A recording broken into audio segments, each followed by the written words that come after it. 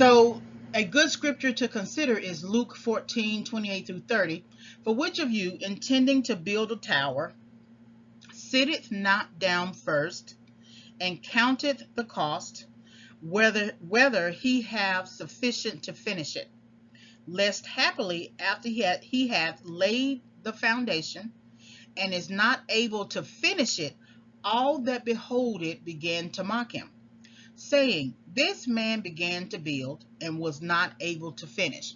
You know, how many times do you hear people sort of mock or have criticism for people who, got into a marriage and then the marriage didn't work, and they said, well, didn't you know that before? That's that question that people like to ask.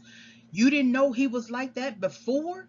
And that's a very telling question, because it seems like it's so accusatory, but it truly is informative that there's a lack of knowledge that you don't have about that type of situation that you should have gotten before you got married, right?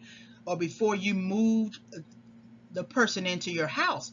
That if that person never had money, every time you turn around, you got to give him some money, give her some money. That tells you that they have a problem with their finances. If you look up month by month, they still haven't found a job, and there's no true intent for them to find a job, right? And some people can fool you. Some people can. I know some people who can get jobs. I mean, they will hustle and grind and go get a job and stay on that job for 6 months. So some people can fool you with that. But if they are just not workers, right? They're just not people who work.